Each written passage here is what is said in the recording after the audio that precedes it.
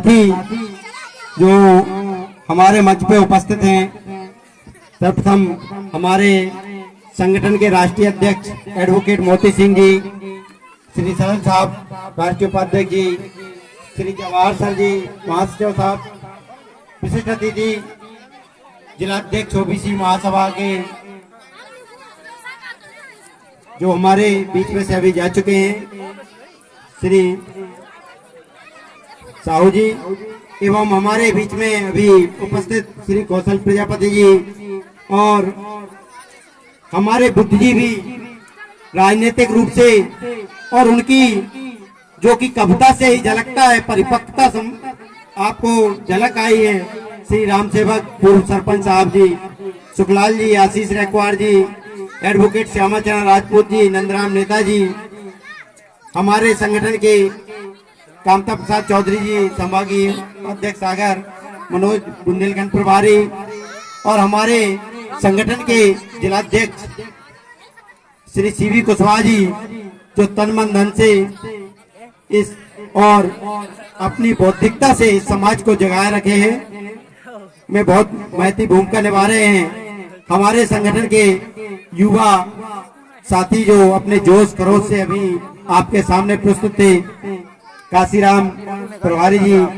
ओम प्रकाश जिलाध्यक्ष जी, भीमसेना इकाई एवं जिला उपाध्यक्ष सोनू जख्मी, महेंद्र सिंह चौधरी, भीमसेना इकाई और हमारे अन्य साथी अलग अलग ब्लॉक से आए हुए हमारे ब्लॉक अध्यक्ष यथा रघुवीर जी और फूले सेना ब्लॉक अध्यक्ष लाल बहादुर कुशवाहा जी, बीडी सर एवं अन्य अतिथियों में उपस्थित हमारे इंजीनियर रामकिशन रेकवार जी, प्रमोद जी, घनश्याम जी, डॉक्टर फूल सिंह जी, राकेश कुशवाहा जी और महिला शक्ति की एकमात्र हमारे बीच में नेतृत्व कर रही श्रीमती त्रिवेणी भारती जी और हमारे समक्ष उपस्थित सभी हमारे साथी बुद्धिजीवी माताएं, बहनें, भाई बहन, पितातुल सम्मानित सभी साथियों को सत सत नमन करते हुए मंगल साधुवाद कि आज इस फुटेल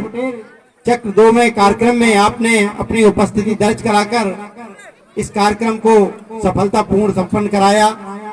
मैं उसका आपको तहे दिल से धन्यवाद अदा करता हूं।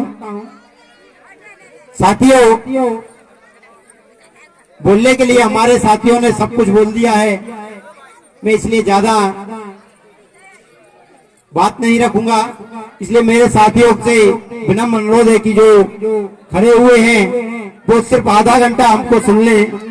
आधा घंटा मैं उनसे चाहता हूं कि वो आकर के सामने अपनी कुर्सियों पे विराजमान हो और यहाँ वहाँ भटक रहे हैं या बैठे हुए तो वो कुर्सियों पर अपना पदभार ग्रहण करें। साथियों, सर्वप्रथम मैं बात रखूंगा, हमारे बीच में एक ज्ञापन आया है, उस पे ज्ञापन के बीच में मैं चर्चा करना चाहूंगा भेलसी से प्रार्थी राजकुमार सनौत दशरथ अहरवार जी का, जिनकी समस्या है कि सामने है कि राजकुमार अहरवार एवं पत्नी विधवा सुषमा अहरवार ग्राम भेलसी के निवासी हैं। दिनांक 2/12/2019 को इलाज करते समय मेरे बेटे लक्ष्मण अहरवार, इसका मतलब है 1 साल पुराना प्रकरण है। इस प्रकरण में इनकी समस्या है कि अभी आज दिनांक तक हमारा कोई निराकरण नहीं हुआ है। तो मैं अपने जिले के साथियों से अनुरोध करूंगा कि इनकी भरपूर हेल्प करें और कलेक्टर के समक्ष में ज्ञापन सौंपें और एक समय सीमा का बंधन लें। समय सीमा के बंधन के साथ निवेदन करें कि 1 साल पुराना प्रकरण है, जैसे कि संबंधित द्वारा बताया गया कि इसमें सीएम हेल्पलाइन भी लंबे थे, तो उस पर निराकरण करवाएं, चर्चा करें। 300 दिवस से अधिक की सीएम हेल्पलाइन है तो वैसे भी विसंगतिपूर्ण है और बड़ा, तो इसमें थोड़ा आप महत्वपूर्ण भूमिका निभाएं। दूसरी बात, हमारे बीच में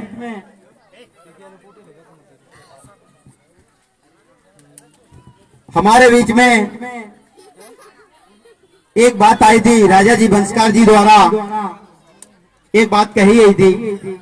मैं उनकी बात को इसलिए उचित मानता हूं जवाब देना कि एक्चुअल में ये मंच किसी जाति विशेष का मंच नहीं है, किसी जातिगत संगठन का मंच नहीं है।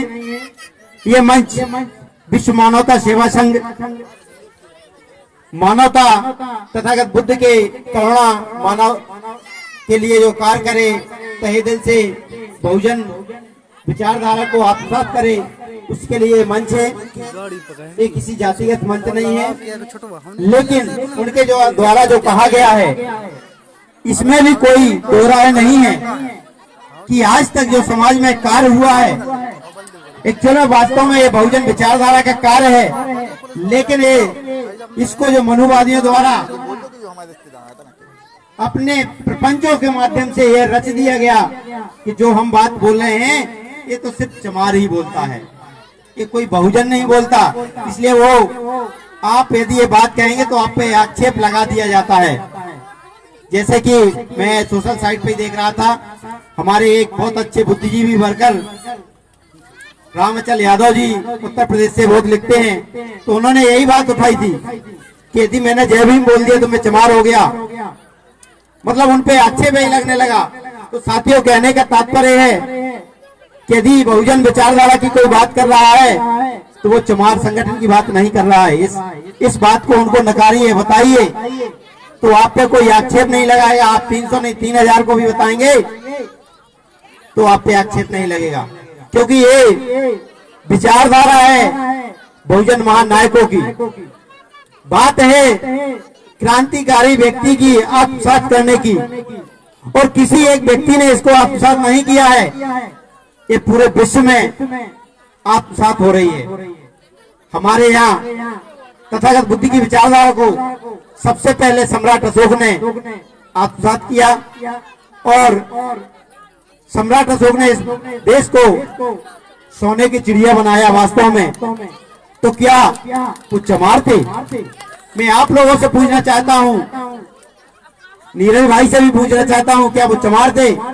नहीं थे। तो हमारे नीरज भाई हमारे साथी है संगठन के, लेकिन मैं उनसे इसलिए बोल रहा हूँ कि वो अच्छे से उनको जवाब दें। जो उनसे बात कहता है उनकी बात का पटाक्षेप करें। यदि कोई समस्या है तो आप अपने अन्य वरिष्ठ साथियों से चर्चा कर सकते हैं, मुझसे भी चर्चा कर सकते हैं। मेरा नंबर ऑलरेडी कैलेंडर पे दिया हुआ है सबसे पहले, और मुझसे चर्चा कर सकते हैं, इसमें कोई दो राय नहीं। कोई समस्या है तो आप बात करिए। ये संगठन किसी भी जातिगत संगठन का विरोध करता है, क्योंकि हम जातिगत विचारधारा को पोषित नहीं करने आए हैं। जातिगत विचारधारा को पोषित करने का मतलब है मनुवादी विचारधारा को पोषित रखना। इसलिए बाबा साहब ने जाति भेद का उच्छेद में लिखा है कि जाति भेद का बीज नाश कैसे किया जा सकता है? वो किया जा सकता है अंतर जाति विवाह से, आपकी रोटी बेटी के संबंध से, ये आपके। लेकिन हमारे बीच में इतनी खाइयां खुदी हुई हैं, खोदी गई हैं, जैसा कि अभी हमारे पूर्व वक्ताओं ने भी बताया है कि 100% व्यक्ति, जिसमें से 15% 4 भागों में बांटा गया है, 15% और 85%। 15% में ब्राह्मण क्षत्रिय वैश्य और 85% में शूद्र। शूद्र कौन है? शूद्र कौन है? देखिए, इस पेन से समझ सकते हैं, ये शूद्र है। ये वास्तव में ताकतवर है, यदि इसको ऐसा करे तो इस ढक्कन को ऐसा ऑलरेडी कर सकता है, परंतु ये ऊपर राज क्यों कर रहा है? क्योंकि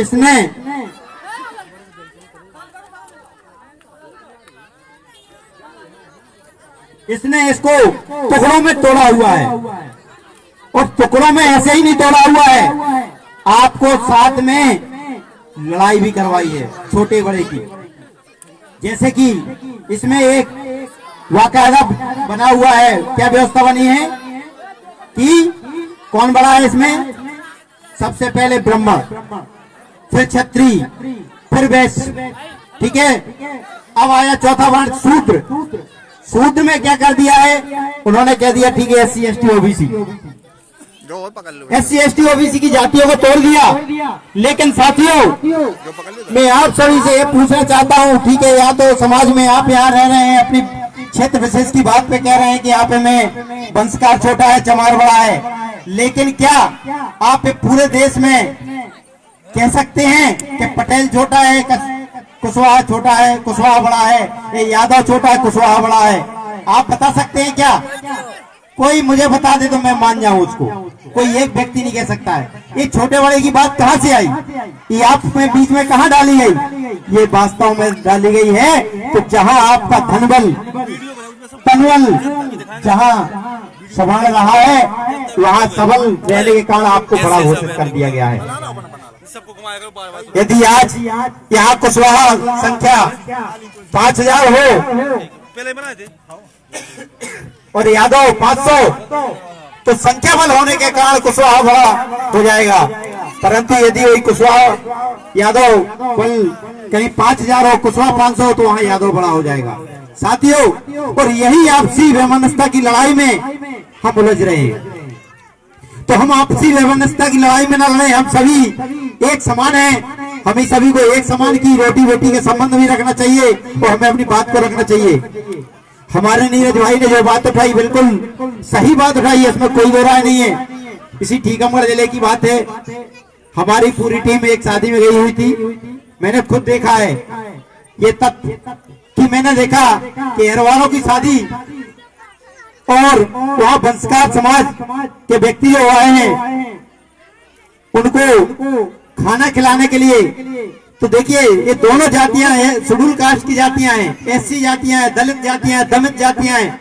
किसी के पास हर तरीके से दोनों दमित जातियां हैं, परंतु इनमें देखिए अपना ईगो देखिए कि एक जो अहरवाल समाज संघ है, ये अहरवाल समाज था थोड़ी, जो अपनी शादी कर रहा था, खाना खिला रहा था, तो वो अपने साथियों को तो कुर्सी पे बिठा करके खाना खिला रहा था, परंतु हमारे जो इस क्षेत्र के वंशकार भाई थे वो आए थे, वो नीचे बैठे हुए थे बेचारे।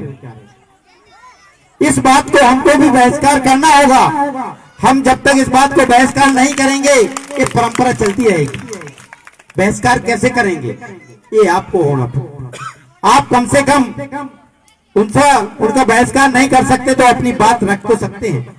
उनके समक्ष में अपनी बात रखिए, आप उनको हर्ट कीजिए। उनको हो सकता है कभी हर्ट पसंद आ जाए, वो आपकी बात से स्वीकार कर ले।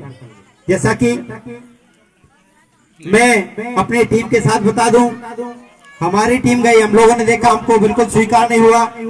हम लोगों ने बहिष्कार कर दिया कि हम आपके यहाँ खाना नहीं खाएंगे, क्योंकि ये हमारे साथी हैं,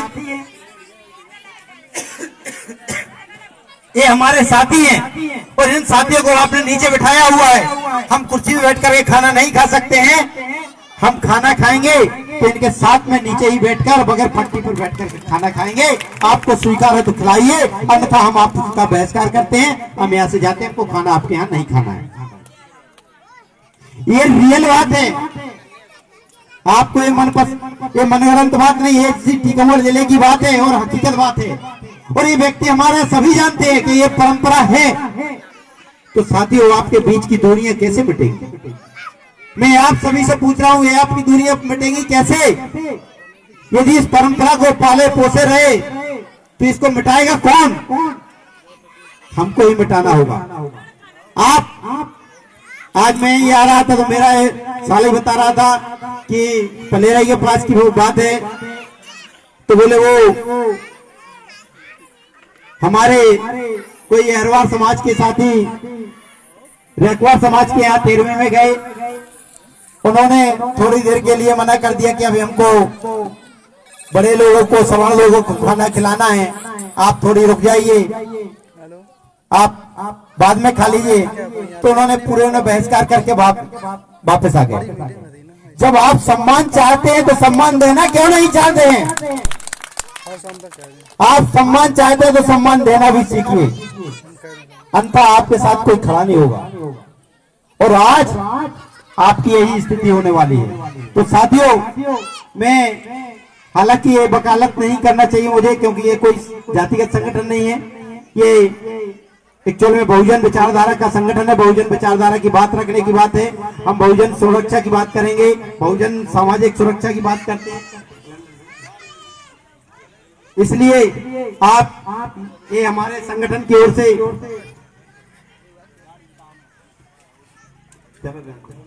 ये संगठन की ओर से वार्षिक कैलेंडर निकाला जाता है और इसमें आप देख सकते हैं। देखिए सर्वप्रथम कौन है, माता सावित्रीबाई फुले और भीमा कोरेगांव का स्मारक चिन्ह। नीचे लिखा है ईश्वर अज्ञात है, अदृश्य ईश्वर के अस्तित्व का सिद्धांत सत्य पर आधारित नहीं है, ईश्वर कहीं भी नहीं है, इसके लिए अपना समय और धन बर्बाद मत करना। संसार का केवल एकमात्र सत्य है और वो है सत्य का मार्ग। तो साथियों इस बात को स्वीकार कीजिए। ये किसने बात कही है? तथागत बुद्ध ने बात कही है। और तथागत बुद्ध ने बात कही है तो तथागत बुद्ध कोई चमार नहीं थे साथियों, तथागत बुद्ध कोई चमार नहीं थे। इसलिए साथियों बहुजन विचारधारा की बात है, बहुजन विचारधारा की बात होगी, बहुजन विचारधारा के लिए कार्य होगा। कोई जाति की बात करेगा, जाति का बहिष्कार किया जाएगा, कोई भी जाति हो बहिष्कार किया जाएगा। आप देख सकते हैं आगे छत्रपति शिवाजी महाराज, संत रविदास, संत गाडगे बाबा अगले फरवरी में है, सम्मान पाए हुए हैं। इसके बाद आप देख सकते हैं तो अगले कैलेंडर में, और इसके बाद अप्रैल में आइए तो महात्मा ज्योतिबा फूले एवं डॉक्टर बी आर अम्बेडकर साहब, और इसके बाद आप मई में जाएंगे तो तथागत बुद्ध पूर्वक है, क्योंकि इसके बाद आप जाएंगे जून में, देखिए छत्रपति साहू जी महाराज और कबीरदास जी। इसके बाद आप देख लीजिए जुलाई में स्मारक चिन्ह है, एक गौरव का प्रतीक है। ये कोई इसको जरूर कह सकता है कि सर ये बीएसपी पार्टी में निर्मित किया है, तो कहीं आप बीएसपी का प्रचार कर रहे हैं। तो ये बिल्कुल जो समझता है उसको आप बोलिए कि ये बहुजन स्मारक है, हमारे गौरव का प्रतीक है, ये इतिहास है और इस इतिहास को हम गौरव मानते हैं। इसलिए हमारा गौरव इतिहास है, ये बहुजन नायकों के लिए है और ये किसी एक जाति विशेष के लिए नहीं है। साथियों इसके आगे आप देख सकते हैं क्रांतिकारी फूलन देवी, जो आप सभी जानते हैं, कहार रैकवार समाज से रानी अहिल्याबाई होलकर, पाल समाज से, और रानी अवंतीबाई लोधी, जो नाम से ही स्पष्ट हो रहा है। आप आगे देख सकते हैं पेरियर ललई सिंह यादव जी, गुरु नारायण जी, पेरियर रामास्वामी नायकर जी, ये भी पाल समाज से संबंध रखते हैं। आगे महान सम्राट अशोक, रानी दुर्गावती, और आप आगे देख सकते हैं गुरु नानक जी। तो किसी एक धर्म विशेष का भी हम प्रचार नहीं कर रहे हैं, गुरु नानक जी सिख धर्म के।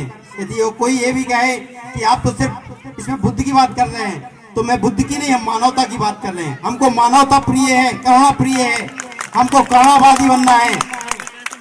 तो गुरु नानक क्रांतिवीर बिरसा मुंडा, क्रांतिवीर माता दीन भंगी, वीरांगना झलकारी बाई कोरी समाज से संबंध रखती हैं ये, और फिर बाबा साहब गुरु घासीदास जी।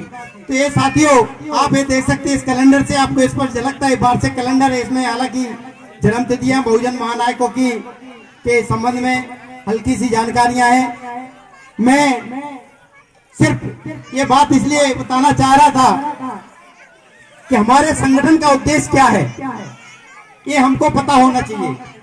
तो एक पंपलेट निकाला था, साथियों को पहुंचाओ या नहीं पहुंचाओ, बहुत पहले विशेष अपील है, हालांकि 4-5 साल से इस विशेष अपील में सभी चीजें लिखी हुई हैं। सामाजिक सुरक्षा तैयार करना, हमारा समाज दबा कुचला है, और दबा कुचला है तो उसके लिए सुरक्षा की भावना पैदा करना बहुत जरूरी है। क्यों जरूरी है? क्योंकि जब माँ के बच्चा पेट से जन्म लेता है तो सबसे पहले आप उसको दूध नहीं पिलाती हैं, सबसे पहले उसकी आप सुरक्षा करती हैं। क्यों करती हैं? कोई इन्फेक्शन ना हो जाए, आपको लगता है ना कि इन्फेक्शन ना हो जाए, लग ना जाए, तो आप सुरक्षा, इसी प्रकार से आपको समाज की सुरक्षा करना होगी। जब आप समाज की सुरक्षा करेंगे तब समाज आपके साथ चलने को तैयार होगा, अन्यथा समाज आपके साथ चलने को कभी तैयार नहीं होगा। साथियों, तो इसमें विविध सैनिक है हमारे, फूले सैनिक, भीम सैनिक, गाड़िया सैनिक, साहू जी महाराज सैनिक, वीरंगराव झलकारी भाई, माता सावित्री बाई, महिला दस्ता, विविध इकाइयां हैं। उसके बाद शिक्षा का क्षेत्र, दूसरा शिक्षा का क्षेत्र क्यों है? तो साथियों, हमारे माननीय जिलाध्यक्ष जी श्री कुशवाहा जी ने भी बताया था, मैं भी अवगत कराना चाहूंगा जो उन्होंने कहा था कि मनुस्मृति। तो मनुस्मृति को पढ़िए आप लोग। मनुस्मृति में क्या लिखा है, क्या लिखा था? आप शिक्षा ग्रहण नहीं कर सकते, आप घी दूध नहीं खा सकते, विविध विविध भ्रांतियां जो आपको उसमें प्रकट होंगी, आप उन भ्रांतियों को आज भी वो निरंतर सतत चल रहा है, लेकिन हमको पता नहीं चल रहा। सतत निरंतर चल रहा, हमको पता नहीं चल रहा, क्योंकि हम इतने मूक दर्शक बने हुए हैं कि हम उसका आभास भी नहीं कर पा रहे, हम उनका आभास भी नहीं कर पा रहे हैं। क्यों? क्योंकि आज आप देख सकते हैं शिक्षा का, स्वास्थ्य का सबसे ज्यादा व्यवसायीकरण हुआ है, जबकि शिक्षा और स्वास्थ्य प्रत्येक व्यक्ति को आवश्यक है। और जब प्रत्येक व्यक्ति को आवश्यक है तो इसका व्यवसायीकरण क्यों? इसका व्यवसायीकरण क्यों? इसका हमको बहिष्कार करना चाहिए हमारे लोगों को, लेकिन हमारे लोगों को जू नहीं रेंगती, उनको जू नहीं रेंगती, वो उल्टा उसका समर्थन करते हैं। तो भैया यार, प्राइवेट हॉस्पिटल में अच्छे से इलाज हो जाएगा, सरकारी में नहीं हो पाएगा। तो आप ही उसको बढ़ावा दे रहे हैं। आप बहिष्कार कीजिए, किसी सरकारी हॉस्पिटल में यदि सुविधा प्राप्त नहीं हो रही है तो सुविधा प्राप्त करने के लिए आप आंदोलन कीजिए। सरकार ने कहीं ये नहीं निकाला कि सुविधा प्राप्त नहीं करेंगे, तो आप आंदोलन कीजिए कि भाई ये सरकार प्राइवेट स्कूल में आप इसलिए बच्चों को भेज रहे हैं कि सरकारी स्कूल पढ़ा नहीं रहे। क्यों नहीं पढ़ा रहे भाई? प्राइवेट स्कूल का टीचर 10,000 रुपए, 5,000, 2,000 रुपए में पढ़ा रहा है, तो सरकारी स्कूल का टीचर 50,000 रुपए में क्यों नहीं पढ़ा रहा है? आप उससे बात कीजिए। सरकार ने कहीं ये बैन नहीं लगाया कि सरकारी मास्टर पढ़ाई नहीं करे। आप उनकी सब योजना को समर्थन मत करिए, आप बहिष्कार कीजिए। जब आप बहिष्कार करेंगे, मैं ये नहीं कह रहा हूं कि सभी टीचर हमारे पढ़ाई नहीं करा रहे हैं, हमारे जो टीचर वास्तव में नैतिकता का कार्य मानते हैं, माता सावित्री बाई फूले का कार्य मानते हैं, वो स्कूल की क्लास के अतिरिक्त भी अपना शिक्षा का दान कर रहे हैं। परंतु जो टीचर मक्कारी मान रहे हैं वो सिर्फ वेतन तक अपना सीमित रखे हुए हैं। इसलिए उनको हमको चेतित करना है, चेतना से जागृत करना है। चेतना हमारी पहल भी है, हालांकि आगे हमने जैसे कि कई जगह कोचिंग संस्थान चलवाए हैं निःशुल्क, परंतु निःशुल्क कोचिंग सेंटर में जो हमको भ्रांतियां समझ आई हैं कि कुछ दिन तो वो चले हैं, कुछ दिनों बाद या तो वो बंद हो जाते हैं, या वो उसका रीजन ये है कि जब हम किसी को बिल्कुल निःशुल्क कर देते हैं तो उसकी महत्वता नहीं परख पा रहा है इस व्यवसायीकरण की दुनिया में। क्योंकि इस व्यवसायीकरण की दुनिया में उसको लगता है कि ये तो मूर्ख हैं, वो 500 रुपए ले रहे हो, फ्री में पढ़ा रहे हैं, तो वो फ्री में नहीं पढ़ना चाहता है। तो वो हमारा अज्ञानी समाज है, उसको समझ नहीं आ रहा है। तो हम ये कहते हैं कि ठीक है, उसको एहसास करा दीजिए, अल्प मात्र ले लीजिए, 100-200 रुपए जो भी फीस बनती है उनसे लेकर के उनको पढ़ाइए, ताकि उनको शिक्षा का महत्व प्राप्त हो, पता लगे, पढ़ाई करें। और जो व्यक्ति वास्तव में बच्चा पढ़ने का इच्छुक है, अभिभावक पढ़ाने का इच्छुक है और वो फीस देने में असमर्थ है, तो उसको निःशुल्क ही पढ़ाइए। साथ में स्वास्थ्य समस्याओं का निराकरण जो विविध, इसके आगे हालांकि हम स्कूल का भी चैप्टर है, स्कूल भी करेंगे, सामाजिक सुधार, जागरूकता, ये सब विविध कार्य हुए हैं, संगठन के माध्यम से किए जाएंगे। मेन बात आती शिक्षा। शिक्षा क्यों? आप सभी लोग समझ रहे होंगे कि सुबह से लेकर के सभी शिक्षा शिक्षा शिक्षा शिक्षा शिक्षा चिल्ला रहे हैं, तो शिक्षा ही शिक्षा है, महत्वपूर्ण है। क्यों महत्वपूर्ण है? जैसा कि हमारे माननीय राष्ट्रीय अध्यक्ष जी एडवोकेट मोती सिंह साहब ने पहले भी बताया, शिक्षा का महत्व। और ज्योतिबा फुले साहब के बारे में। उन्होंने शिक्षा प्राप्त करके शिक्षा के बारे में जाना था और इसीलिए उन्होंने युक्ति दी थी। हमारी माताएं बहनें बैठे, 5 मिनट और टाइम लूंगा मैं उनसे कि वो बैठे, उनके बारे में मैं कुछ बात रखूंगा परंपरा के तौर पे। जो महिलाओं को यदि समझ नहीं आए तो फिर आप, लेकिन 5 मिनट का टाइम जरूर दें, मैं सिर्फ वहीं जा रहा हूँ। तो विद्या शिक्षा क्यों जरूरी, इसलिए बताना जरूरी है माताओं बहनों को कि आप अपने बच्चों को पढ़ाती हैं, प्रोत्साहन कर सकती हैं, उनकी पढ़ाई पर ध्यान दें, क्योंकि आप सिर्फ मध्याह्न भोजन तक उनको सीमित ना रखें, उनकी शिक्षा पर बलवती दें। माता ही है जो अपने बच्चों का भविष्य सुधार सकती हैं। मैंने देखा है, और ये नहीं है कि शिक्षित माता ही सुधार सकती है, मैंने तो प्रमाणिक तौर पर देखा है कई अशिक्षित महिलाओं ने अपने 4-4, 5-5 बच्चों की जिंदगी सुधार दी है। डंडा लेकर के उन्होंने अपने बच्चों को पढ़ाया तो आज वो 4-5 बच्चे उनके नौकरी कर रहे हैं, आज उनकी जिंदगी संवरी हुई है। तो आप, हम कह रहे हैं एक इसी विश्वास से आप उन पे ध्यान दीजिए कि हम उनको पढ़ा लेंगे तो कल कम से कम ये नौकरी तो करेंगे। तो शिक्षा का महत्व कहा है, क्या कहा है, विद्या के बिन मति गई, मति बिन गति गई, नीत गई, नीत बिन गति गई, गति के बिन धन गया, और धन के बिन शूद्र हुआ, हताश लाचार पतित। तो ये सब चीज कहां से है, इसकी जड़ क्या है, शिक्षा। आपके पास शिक्षा नहीं है तो धन भी नहीं है, धन भी नहीं है तो आप गुलाम के गुलाम बनते रहेंगे। यदि आपके पास शिक्षा है तो आपके पास नीति बनाने की योजना भी होगी, आपके पास गति भी होगी, आपके पास धन होगा। जरूरी नहीं कि आपको नौकरी लगे तभी आप शिक्षा, तभी आपके पास धन आएगा। आप कोई व्यवसाय करेंगे, कोई रोजगार करेंगे, किसी माध्यम से आप धन अर्जन करेंगे और आप उसको एक निजामा पहना पाएंगे। तो शिक्षा पे हमारी माताएं बहनें ध्यान दें और पुरानी परंपरा नीतियों को तोड़ें। मैं माता बहनों से इसलिए कहना चाहता हूं, मैं हर जगह बोलता हूं, वो 5 मिनट मैं और बोलूंगा या बोलूंगा, हालांकि हमारे कई साथियों ने सुना हुआ है, लेकिन फिर भी बोलूंगा, उनको दोबारा भी सुनाऊंगा, तिबारा भी सुनाऊंगा कि देखिए परंपराएं ऐसी हैं कि परंपराओं को कई कहानियों के माध्यम से तोड़ा गया है, लेकिन मैं जो बाबा साहब के जीवन में घटित घटना हुई है उस पर ही प्रकाश डालूंगा। जो मेरे सामने, मैं अपनी बात बता देता हूँ, आप भी थी कि मेरे जब प्रथम बच्ची हुई तो मैं इसलिए बता रहा हूँ आपको कि आपको कैसे पालन करना है, दृढ़ संकल्प कैसे रहना है। तो मेरे जब पहली बच्ची हुई तो जो आपके गांव में होता है वो हमारे यहाँ भी होता है। क्या होता है, जब बच्चे होते तो क्या होता है, पानी भरते ना आप लोग, पानी भरते, चौक करते, जो भी करते हैं ये सब करते हैं। हमारे मम्मी भी, हमारे पापा भी बोले, मम्मी बोली कि बेटा हमको पानी भरना है। हमने, मम्मी आप तो ये बता दो पानी क्यों भरना है, इसका कारण बता दो, हम पानी एक बार नहीं 10 बार भरवा लेंगे। और यदि आप कारण नहीं बता पाए तो मैं एक भी बार नहीं भरवाऊंगा और कभी नहीं भराऊंगा, कतई नहीं भराऊंगा। और चौक वॉक तो आप छोड़ ही दो।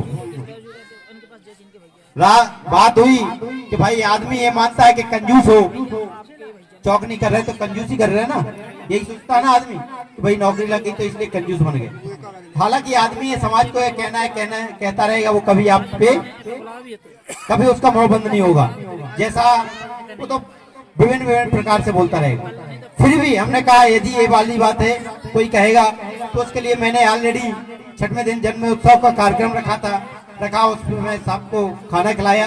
तो भाई आप लोग ये नहीं समझे कि आप मुझे खाना नहीं खिलाए, खाना खाइए, परंतु हमारे यहाँ ना चौक होगा ना पानी भराई होगा, ये कुछ नहीं होगा। हम बुद्ध परंपरागत तौर पर हम उसको जन्म नामांकन करेंगे और नामांकन उस पर किया। तो जब हमारी माता जी ने कहा कि नहीं भैया आप ये कर रहे हो, सब कर लिया, पानी भरने में क्या दिक्कत है, हमने माता आराम आप तो ये बता दो कि पानी क्यों भरना चाहिए। तो मैं, हमारे बीच में हालांकि माताएं बस 5-10 माताएं बैठी हैं, ज्यादा नहीं बैठी हैं, उन माताएं बहनों से भी आज एक क्वेश्चन होगा कि आप माता 10-15 माता बहनों में मुझे लगता है सभी माता बहनें ऐसी हैं कि जिनके बच्चे हैं और उन बच्चों में मुझे ऐसा ही आशा है, उम्मीद है कि इन सभी ने अपना अपना पानी भरवाया होगा। तो मैं इन माता बहनों से पूछना चाहूंगा कि आप सभी ने माता बहनों ने पानी भरवाया है तो उसका रीजन क्या है, कारण क्या है, ये मुझे बता दीजिए। तथ्यात्मक कोई रीजन है आपके पास? क्योंकि मेरी माता तो मुझे नहीं बता पाई।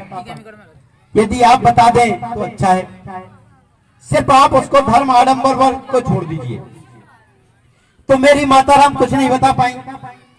जब कुछ नहीं बता पाई तो हमने कहा माता राम आप तो बता नहीं पाई, तो इसलिए मैं कभी पानी नहीं भरवाऊंगा। तो बोले बेटा ये तो परंपरा चली आ रही है, इसे कर रहे हैं। हमने परंपरा की तो बात ऐसी है, ठीक है परंपरा बनी थी, कब बनी थी पता नहीं। जब परंपरा बनी होगी हो सकता है उस समय सही होगा। आज उसका कोई औचित्य हो तो बता दीजिए, तो उनको तो पता नहीं है।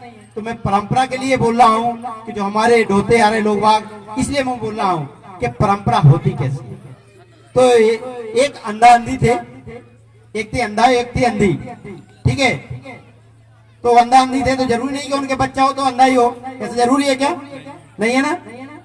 तो जब उनके अंधा अंधी थे तो उनका बच्चा हुआ जो हुआ, तो वो क्या है, उसकी आंखें थी, वो देख सकता था। देख सकता था तो क्या हुआ, जब वो माता राम ने क्या किया कि पहले अच्छा बच्चा नहीं हुआ, उसके पहले की बात बता देता हूँ कि जब वो अंधा अंधी थे तो क्या है, रोटी जैसी वो अंधी खाना बनाए, पत्नी खाना बनाए, तो एक बिल्ली लगती थी, वो बिल्ली आए वो रोटी रोज खा जाए। तो जब कहते समस्या होती है तभी आप समस्या की युक्ति सोचते हैं। जब तक आपके सामने समस्या ना हो तब तक आप कोई युक्ति नहीं सोच सकते हैं, समस्या का ही युक्ति होती है। तो उन्होंने सोचा, सोचते सोचते उनको ये लगा, तो पत्नी ने कहा पति से कि ऐसा करो आप डंडा ले लो। बोले क्यों? बोले तुम ठोकना चालू करो, मैं रोटी बनाती हूँ। बिल्ली को थोड़ी पता है क्या मंदा आंधी है। और वो उनकी युक्ति सफल हो गई। वो माता राम रोज रोटी बनाने नहीं, पिताजी रोज डंडा ठोकते रहे, रोज सुबह शाम बढ़िया उनका भरपेट खाना खाने लगे। पहले भूखे रहते थे, अब हुआ उनका बच्चा, तो बच्चा देख सकता था। तो बच्चा क्या देखता है, छोटे से ही जब जन्म से कि माता रोटी बनाती है मम्मी और पापा जी डंडा ठोकते हैं। वो धर्म के चक्कर में, परंपरा के चक्कर में कभी क्वेश्चन नहीं कर पाता, प्रश्न नहीं जाग पाता है, क्योंकि हम भी धर्म के चक्कर में कि माता रानी कहीं गुस्सा ना हो जाए, कहीं भूत प्रेत ना लग जाए, इसलिए हम उसका बहिष्कार नहीं कर पाते हैं। बहिष्कार तो इसलिए नहीं कर पाते ना कि हमारे बड़ों बुजुर्गों को बुरा लग जाएगा, हमारी माता रानी न रसा जाए, हमें भूत प्रेत ना लग जाए, माता गुस्सा ना आ जाए। और माता रानी तो पता नहीं कौन कौन है, भौरी माता, हाथ कुमारी, कितनी है कोई ठिकाना नहीं है, तो उनको गुस्सा होने का डर रहता है। तो वो क्वेश्चन नहीं कर सकता था उसी डर के कारण, तो उसने कभी क्वेश्चन नहीं किया। लेकिन जब उसकी बड़ा हुआ, छोटे से देखता देखता बड़ा हो गया, लड़के की शादी होती है। शादी के बाद जब उसकी बहू आती है तो बहू के घर में ऐसा कुछ नहीं होता था। तो बहू ने जब देखा, बहू की रोटी बनाने की बात आई, तो रोटी बनाने के जैसे ही बहू गई तो उसके पति ने रोका कि रुक रुक रुक रुक। बोले क्यों? बोले मुझे डंडा उठा लाना है। बोले क्यों? तो पहले तो वो पत्नी डरी कि इनको हमारी छुटाई करना है, हमने ऐसा क्या कर दिया, हमने कर क्या दिया कि हमारा डंडा उठाना है। बोले रुक तो जा रही, बोले डंडा उठा लाने दे। बोले ठीक है। तो डंडा उठाने के चक्कर में अब बोले रुक जा डंडा उगारा। आप तो बोले इन्हें वास्तव में भज देना है, ठोक देना है। तो उन्हें भजने के चक्कर में बोले क्या कर रहे हैं आप, हमने क्या गलती कर दी ये तो बता दो। अरे बोले तेरे रुक जा, रोटी बनाते तो बस।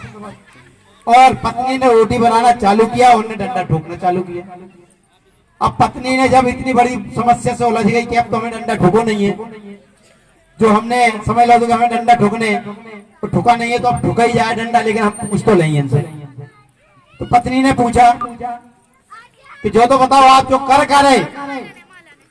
तो उसने तत्काल कहा कि हल्ला मत कर, ये हमारे सदियों की परंपरा है, तो ये परंपरा चली आ रही, हमें भी ये परंपरा को निभाना पड़ेगा।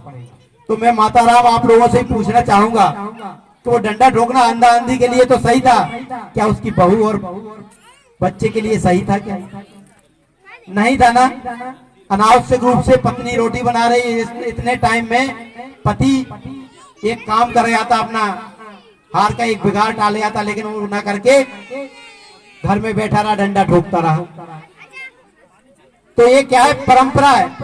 मैं ये परंपराओं को इसलिए बोल रहा हूँ कि परंपराएं हमको गुलाम बना रही हैं।